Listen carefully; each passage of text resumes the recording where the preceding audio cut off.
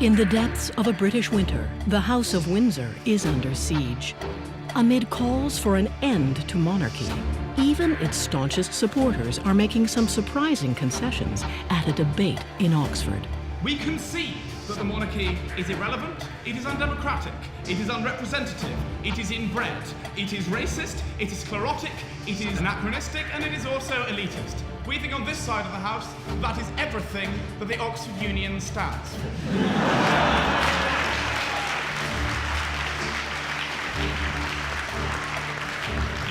As a symbol and a spokesperson for our nation, why is an elderly, rich, upper class, uniquely privileged white woman a better choice than someone elected by popular majority? The fundamental issue before us in this debate is whether we believe in democracy or in what is fundamentally a relic of feudalism.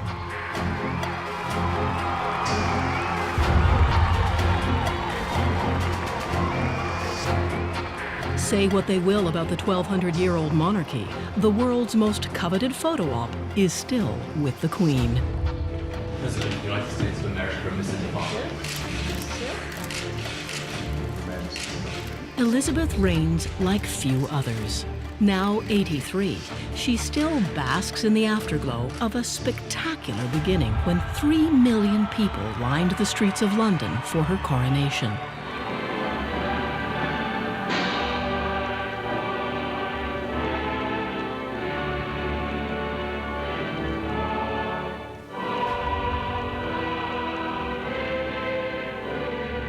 Just 27 years old, the striking young monarch seemed to be ushering in a new Elizabethan era, which she'd vowed would last a lifetime. I declare before you all that my whole life, whether it be long or short, shall be devoted to your service and to the service of our great imperial family to which we all belong.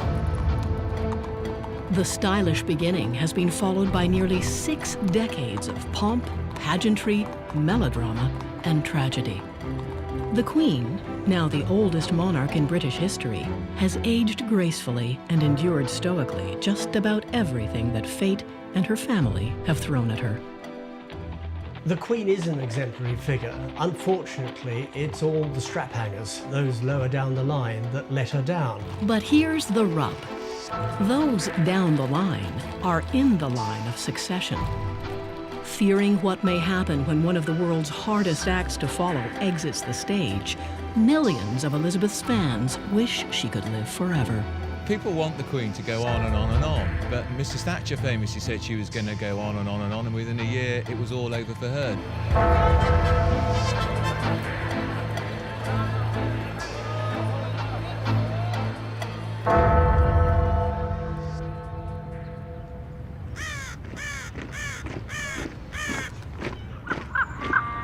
The best guarded ravens in the world are found at the Tower of London.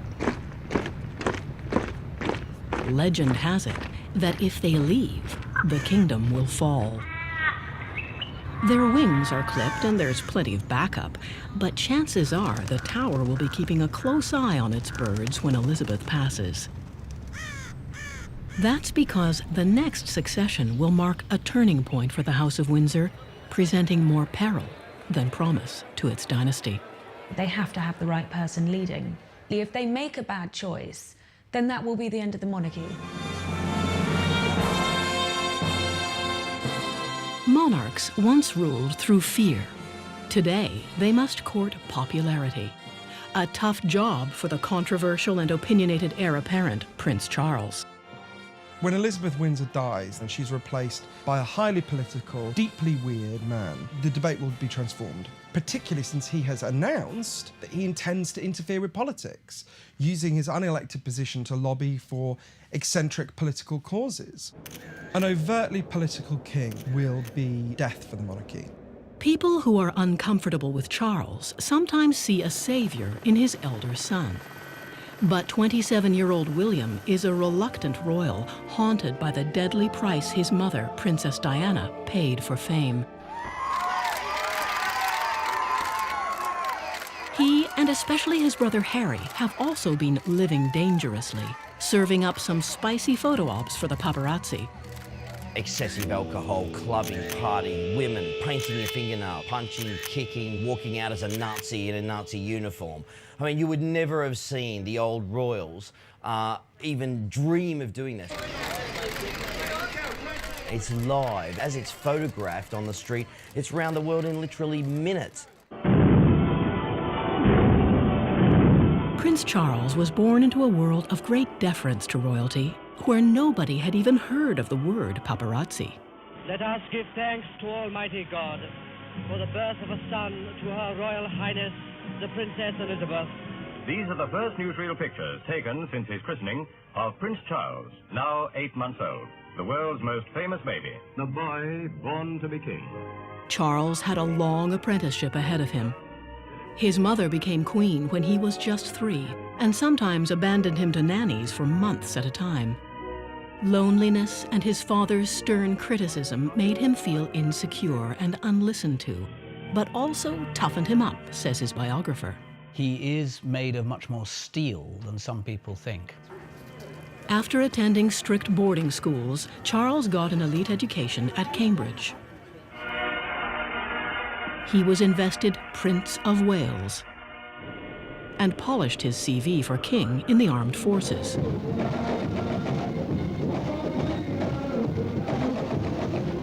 The prince boogied through his 20s in a carefree quest for a wife and future queen.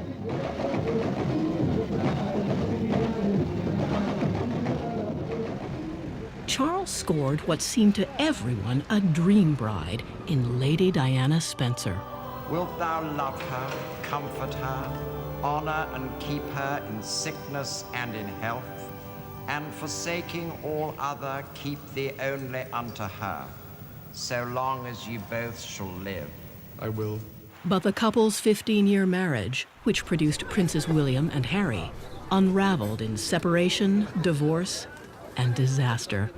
This is what's left of the Mercedes in which the Princess of Wales and her companion Dodi Al-Fayed were being driven back to his house. Witnesses say the car was being pursued by photographers on motorbikes. 8 years after Diana's death, Charles daringly married his longtime lover, Camilla Parker Bowles, and continued waiting to be king. Another military salute for the Prince of Wales as he turns 60. Only one other heir apparent in British history has ever waited so long to take the crown. He is still as determined as ever to be king. He already talks about what his monarchy will be like. It's full steam ahead for Prince Charles to become King Charles, although in my view, he'll become King George, because there are too many connotations with King Charles. The first one had his head chopped off after all. The second one was a terrible philanderer. And the third one was Bonnie Prince Charlie, who never got to be king. So he may think, Charles, let's go for a safer option. The inauspicious name may be the least of Charles's worries. The man who would be king carries some daunting liabilities. High on the list is the Lady Diana factor. So many people who adored the late Princess of Wales believe that Charles treated her in a shabby manner and only pretended to love her. I suppose we've all been brought up to believe that kings and queens are supposed to be better. Their children, princes and princesses, are supposed to lead by example. Unfortunately, that's not the way of the world today. Charles's missteps began with his engagement. He was secretly in love with another woman and couldn't quite hide it. I'm amazed that she's been brave enough to take me on. And I suppose in love. Of course. Whatever in love means. Flaky to some, cynical to others, Charles's attitude toward the young Diana was anything but forthright. As their relationship disintegrated, the Prince of Wales admitted to two-timing his wife with the still married Camilla Parker Bowles. His integrity was undermined, his character called into question.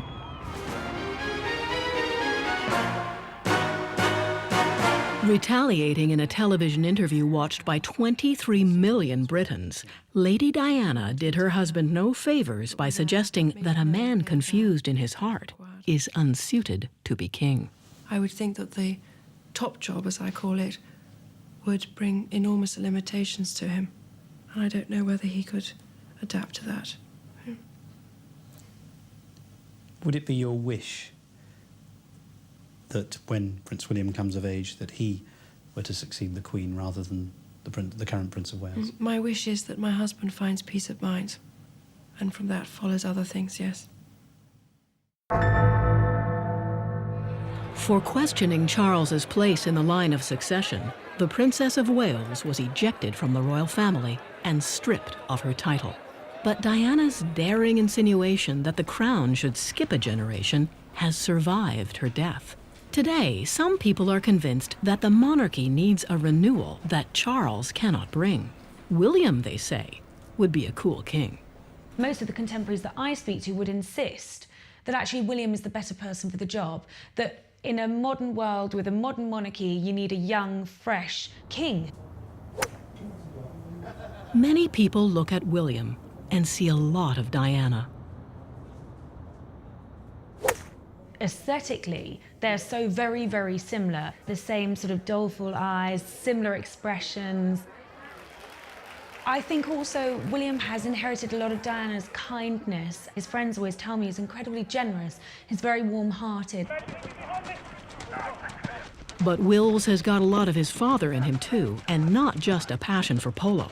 For 7 years, he's been keeping the media guessing about his on-again, off-again girlfriend, Kate Middleton. She's deemed eminently suitable by palace and public, but has had to endure several breakups and has been dubbed Weighty Katie by the press. The young prince may have inherited the romantic confusion that undermined his father. William's indecision is beginning to look like a character flaw. If the relationship with Kate is not what he wants, he needs to end it, because what will be terrible and really devastating for the royal family is if he dumps Kate 2 or 3 years down the line and then decides that actually he wants to have a bit of fun, because Kate will be seen as the tragic figure who waited and waited, and he will be seen as a cad.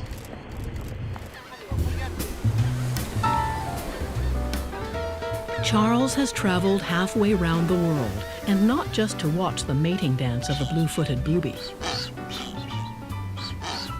In this place where exotic wildlife inspired Darwin to investigate the origin of species, the future king warns about their coming extinction.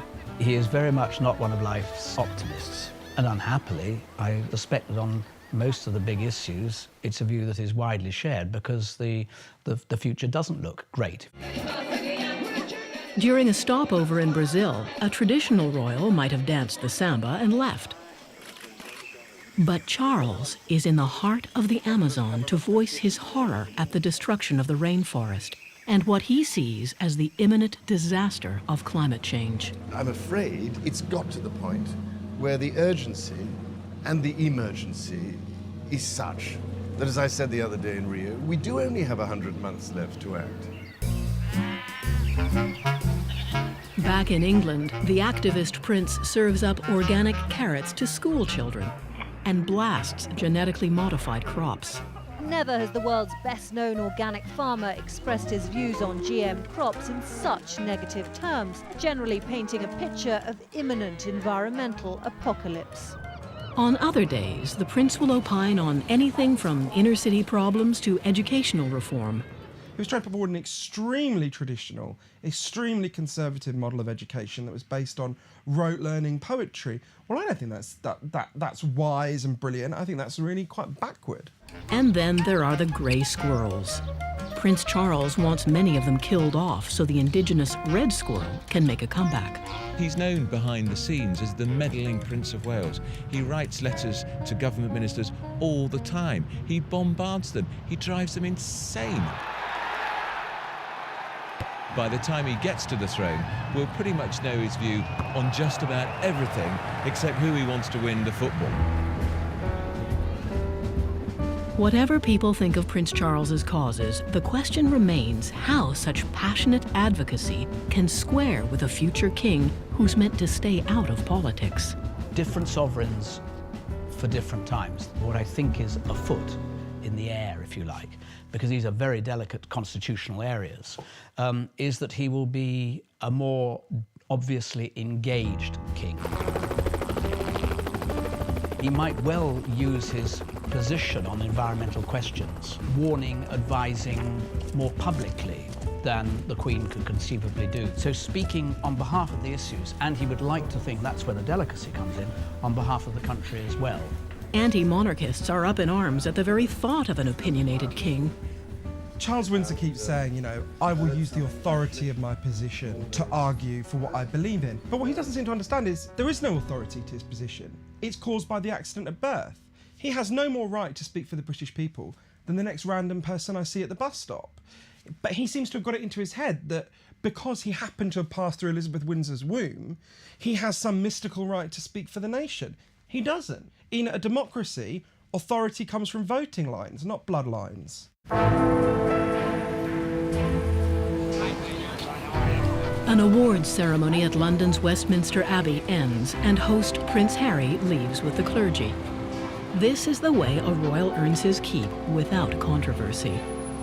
But the day job can get pretty dull for the young princes. So Harry and William like to mix it up when they have time off. Splash some money around and get into a little trouble.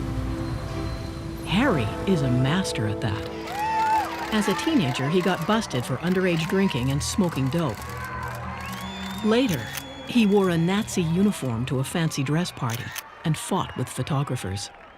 That's the kind of action that turns the paparazzi on. It's better than sitting there photographing a waxwork, and let's face it, most royals look like the back end of a bus. The modern generation, it has become absolutely, you know, sexy, paparazzi, and the world want to see it. At the height of William and Harry's partying days, a London newspaper reporter set out to investigate some of the exclusive nightclubs famously frequented by the princes. She was well equipped to identify what she was looking for: illegal drugs. I wrote to the US and I bought some of these cocaine swabs. They're used by the CSIs in America, and you swab them over a surface, and if it's covered in cocaine, it comes up blue. Bougie was the most obvious in terms of the drug use. I mean, effectively, it was like a private house party. You would see a lot of people walking around the club sniffing. When I went to the toilets to swab the lees, I mean, it was just everywhere. And everything in the toilets sort of allowed the drug use. Everything was flat surfaces. There were grooves on the toilet roll holders. At another of the prince's favorite clubs, it was more of the same. When I went into the toilets, there was a tiny, very low ledge on the ground, really covered in grime. And I thought, well, that's the only flat surface, I'll swipe it. And the whole thing, again, turned blue. And there were flecks of cocaine there. So, I mean, literally, girls would have to have been on their knees on a really grubby toilet floor snorting cocaine. There is no doubt that all the clubs they were frequenting had cocaine use inside. Perlman's report made no suggestion that the princes themselves were taking cocaine. But the idea of royalty with police protection mingling with illicit drug users raised more than a few eyebrows. When William's $20,000 bar bill one night was leaked to the press, it hardly made things better. Didn't go down well. Our readers didn't like it. They wanted to know what these good-for-nothing princes, and I quote, were up to. Sometimes Prince William was in as serious trouble as his younger brother. But palace PR strong-armed the press to cover it up. If somebody rang up and said, look, I saw William punch a guy's lights out at a party because he was drunk, that didn't get in the press because the newspaper proprietors and their editors would do deals saying, well, you give me another story and I won't run that bad one about William, because William has to be shielded, he has to be protected, he has to be whiter than white. All sorts of Machiavellian things go on in the palace. These people are fighting for survival. So Harry, the spare, not the heir, is typecast as the black sheep and only occasionally complains about the coverage he gets. There's truth and there's lies, and unfortunately I can't get the truth across because I don't have my own column in the paper, which I'm thinking about getting. On second thought, Harry decided to forego journalism and focus on his military career. He transformed his image from party boy to fighting royal. His foray into Afghanistan made for some exceptional TV footage. It, at least temporarily, drove the earlier transgressions of swastikas and drunkenness from the public's mind. Should Harry suddenly go off the rails again, I think it could be very damaging for the monarchy. There's no point in having a monarchy unless your public can relate to you and actually can love you.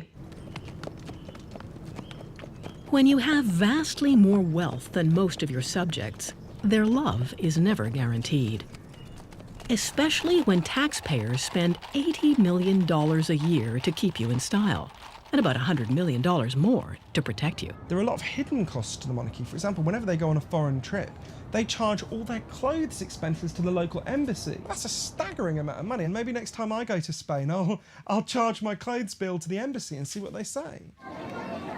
But monarchists and palace PR insist royals are good value for money. Just think of all the tourists they bring in. Or do they? The idea that monarchy is good for tourism doesn't really stand up to scrutiny. The royal palaces rank very lowly in terms of tourist attractions. Windsor Castle, for example, one of the top, is even below Legoland, which is just a few miles away. And if you compare, say, the royal palaces in Britain and France, the Palace of Versailles, just outside of Paris, where there are no royals in residence, and the royals are long departed centuries ago, it has far, far more tourists than any of the royal palaces in Britain. So we don't need the royals to bring in the tourists. The gritty port town of Liverpool is untouched by royal splendor. But its working-class neighborhoods produced the most famous rock group of the 20th century. Buckingham Palace made the upstart Beatles into members of the British Empire in no time. And it's Sir Paul McCartney now.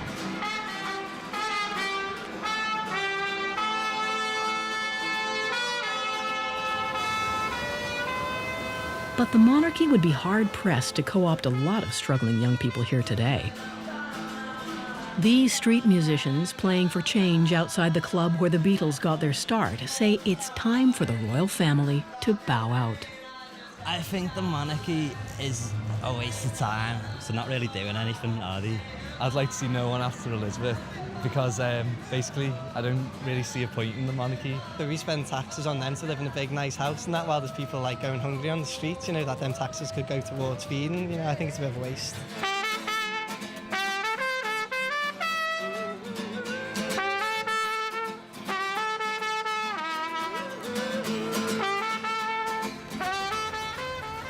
This town, just north of London, is more prosperous than Liverpool and seemingly more friendly to the monarchy. That may have something to do with Huntingdon's history. In the 17th century, native son Oliver Cromwell had King Charles I's head chopped off and created Britain's short-lived republic. It all ended in political chaos, and Cromwell's skull was later impaled on a pike in London. Huntingdon residents have drawn a sobering conclusion. I don't think Cromwell's years were particularly happy years for the country. I think we need the stabilising influence of the monarchy. Everything is working well, so leave well alone. My heart tells me that what we have is good. The monarchy has lasted for an awful long time and will probably continue to do so. Long live the Queen!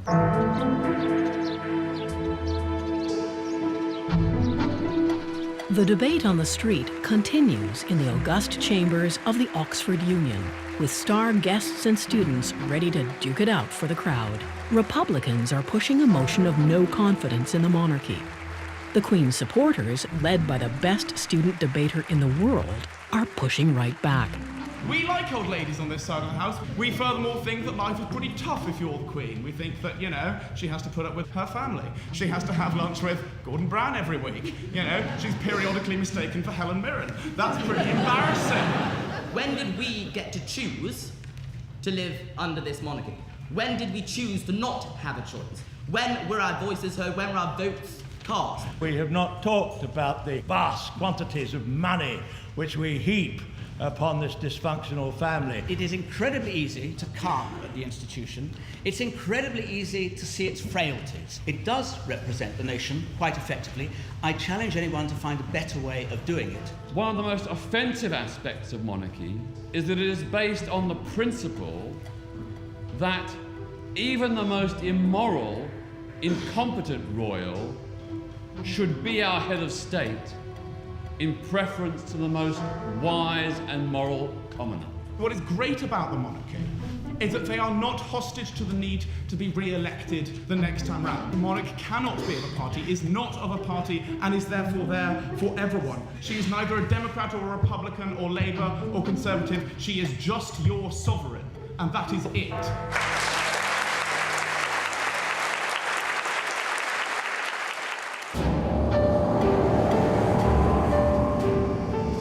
Prince William, the reluctant royal, has followed his brother into the military and is burnishing his image as an officer and a gentleman.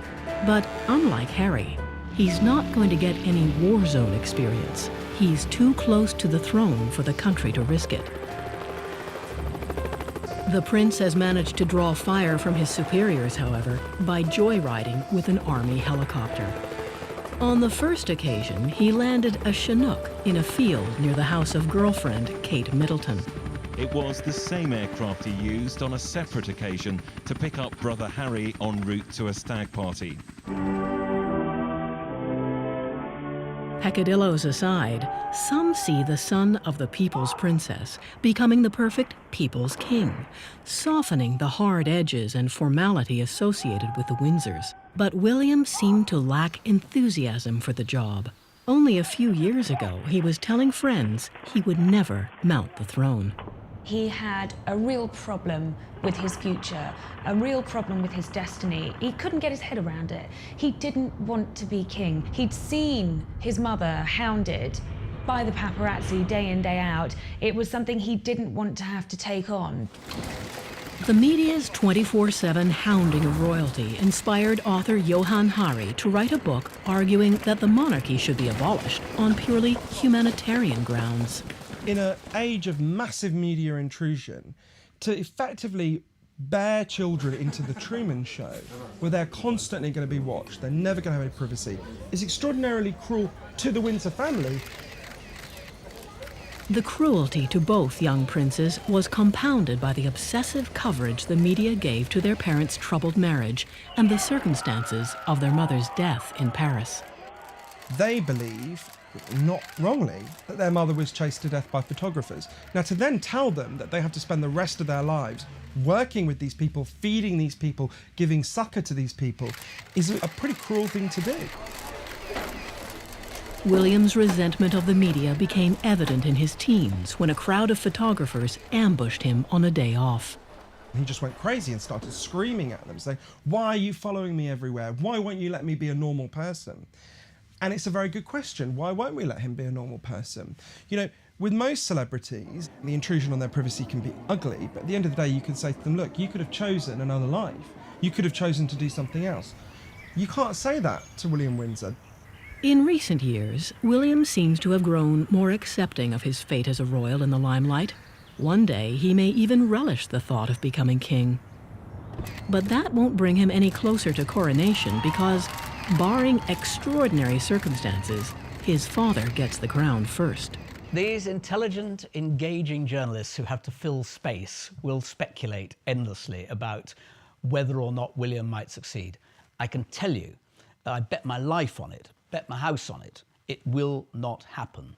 The hereditary principle, which is the only one we've got if you have a monarchy, has to apply, and that is down to the firstborn male. But the firstborn male didn't last very long in Edward VIII's case. In 1936, in a traumatic moment for the royal family and the nation, the Prime Minister forced Edward to abdicate when the king announced he wanted to marry a divorcee, American Wallis Simpson. A future government, sensing Charles was undermining the monarchy, could depose a king again, says Tony Benn. If the establishment of the powers that be thought that Prince Charles would embarrass them or weaken them, they'd jump over and go straight to Prince William. They're only interested in the system. There's no loyalty to the person of the crown. Wedding the mistress who many believe destroyed the Princess of Wales's happiness was a dangerous choice for the future head of the Church of England. With Camilla at Charles's side, the public is constantly reminded of the adulterous ending of his first marriage. Nobody's ever been able to understand why Charles spurned a gorgeous, fabulous, physically attractive woman like Diana for what they thought was an old bag like Camilla. Nobody can understand it. They still can't. No matter how nice Camilla is or how winsome she is, and she makes him happy, so that's great for him. But for the public, we feel we've been robbed of that shining star that was Diana. There is enormous residual affection, certainly admiration for the Princess of Wales and for what she represented, perhaps even as an alternative style of monarchy. So the idea that this can all be airbrushed out of history, which is certainly the hope of many of Prince Charles's supporters, I think is cynical. Mrs. Parker Bowles actively contributed to the circumstances in which it became impossible for Charles and Diana to remain married. That history can't be unwritten. While many now accept Camilla as Charles's wife, they draw the line at putting a crown on her head. My own newspaper, on his 60th birthday, we did a poll to say, would you support Camilla Parker Bowles being Queen? 78% said no. Now that's a pretty staggering figure, and in fact that figure has got worse, not better, in the few years since she's been a member of the royal family. Before Camilla, in the glory days of Charles and Diana, Canadians welcomed the young royals with open arms.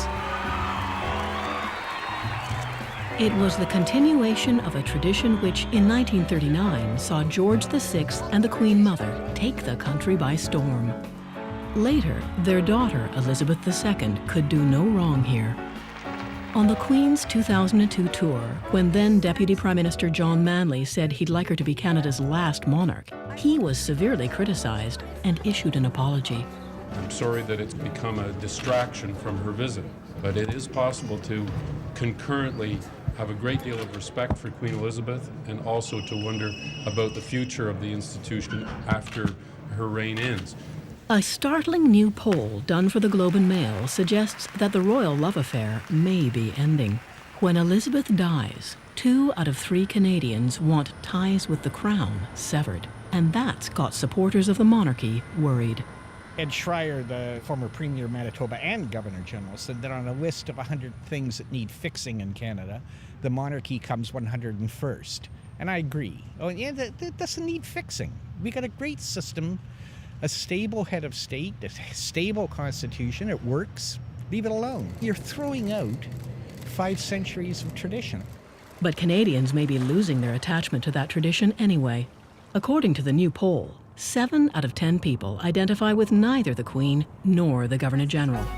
Rideau Hall, the Queen's official residence in Canada, has become a lightning rod for ranting about the royals. And I don't know if you noticed this, but the Queen doesn't really come over here that much, which makes me wonder, why are we paying for all this? I mean, the lights are on, she's not home. Well, actually, that's the problem. She's at home. In England, in another country. Canadians may grumble, but Australians went a step further. In a referendum in 1999, more than 40% of the electorate voted to dump the monarchy. I think it's very likely that, certainly on the death of Queen Elizabeth, if not before, that Australia will become a republic. And that will be bound to have an effect on public opinion in this country. I think people here will be emboldened to feel that a republic is possible. The idea of former colonies becoming republics delights those Britons who have long called for an end to the power and privilege symbolized by Buckingham Palace. The existence of the crown legitimizes privilege right the way through society. The hereditary system is ridiculous. If you went to the dentist and just as he started drilling your teeth, he said to you, I'm not a dentist myself, but my father was a very good dentist, you'd jump out of his chair. I mean, it's ludicrous that people should inherit power. Ludicrous. Charles employs an army of spin doctors to counter this kind of criticism and bolster his image as a benign prince.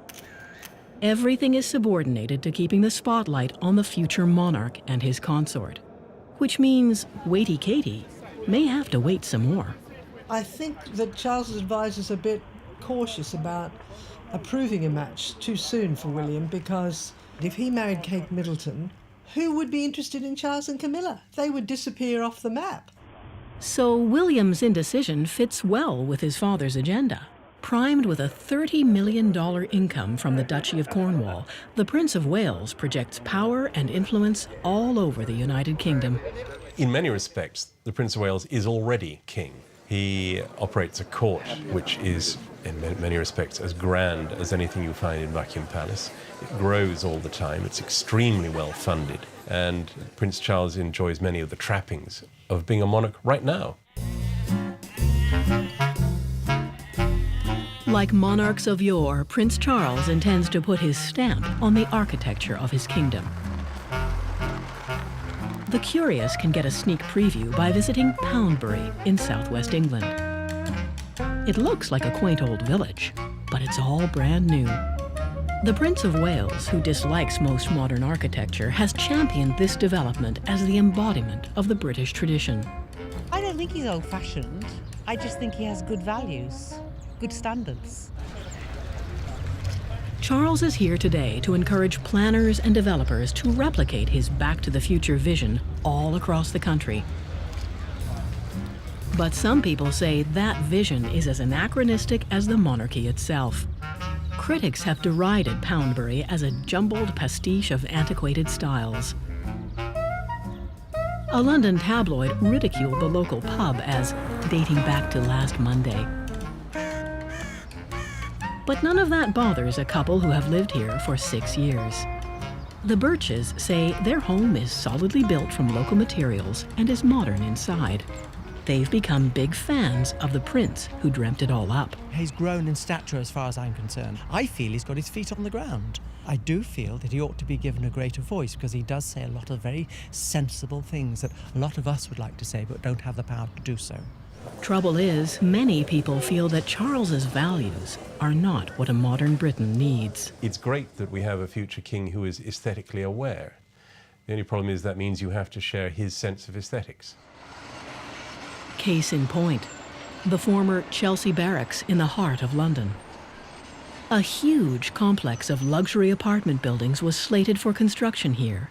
At $6 billion, Britain's most expensive residential development ever. In a letter to the investor, the Prince of Qatar, the Prince of Wales took umbrage at the steel and glass plans, killing the project with the stroke of a royal pen. The impact of this intervention from the Prince is that people will lose their jobs. The scheme is dead. A huge amount of hard work has effectively gone down the drain. We believe that our Constitution doesn't really make space for royal personages to be involved in specific planning applications. It's time for spectators at the debate in Oxford to decide if they think there's any space for royalty in Britain's future. Those with no confidence in the monarchy exit to the right to cast their vote.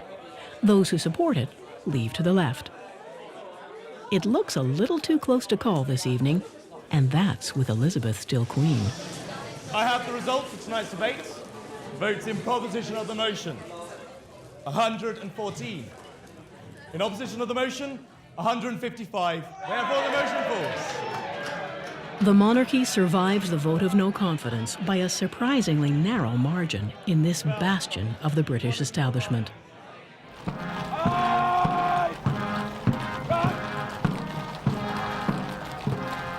The Queen's cavalry strut their stuff for her official birthday. The RAF salutes her overhead. It's a display of might that makes the monarchy look indestructible. But appearances belie a royal family at odds with itself. Prince Charles, wed to a woman few want to see queen, but determined to fulfill the ambition of a lifetime, is being kept from the throne by his aging mother, who has vowed never to abdicate. She is there until she draws her last breath. There is no question that she would step aside. It's not in her psyche. She's deeply religious, she has made that vow to God, and that's the way it's going to be. The Queen's court at the palace is already clashing with Charles's court at Clarence House. The Clarence House people don't seem to take any notice of what Buckingham Palace does, so there are like two warring camps. History has always shown us the heir's court is always in competition with the monarch's court. There are also underlying tensions which are the result of what is an ambitious, growing court surrounding the man who one day will be the head of state. The young prince, whom some would love to see ride to the rescue of a troubled monarchy, can't. barring an extraordinary intervention from the government in the distant future. The only way Prince William would replace his father is if the Prime Minister of the day and the Cabinet gang up on Prince Charles, maybe he's age 77 or 78, and say, "We think it's time, sir, to skip to another generation." Then they would probably compel him to stand down. As things are, the current royal stalemate could drag on for years with potentially fatal consequences for the Windsors. What they say at Buckingham Palace is, oh, we play the long game. We know that might be a bit slow at the moment or a bit of a dip, but it'll all come back. You wait and see. I say to them, you can't afford to wait and see. Meanwhile, the public are drifting away in droves. If the public aren't interested in you, you die. So time could yet be the undoing of a dynasty that dates back more than 1,000 years to the Saxon kings, but looks oddly anachronistic today. As the reign of an unimpeachable queen draws slowly to a close, the clock may be running out on her controversial son and the monarchy itself. After Queen Elizabeth, I suspect that Prince Charles will eventually struggle to the throne, but with greatly diminished public support. And then when he goes, I think it will be the end. He will be Charles the Last.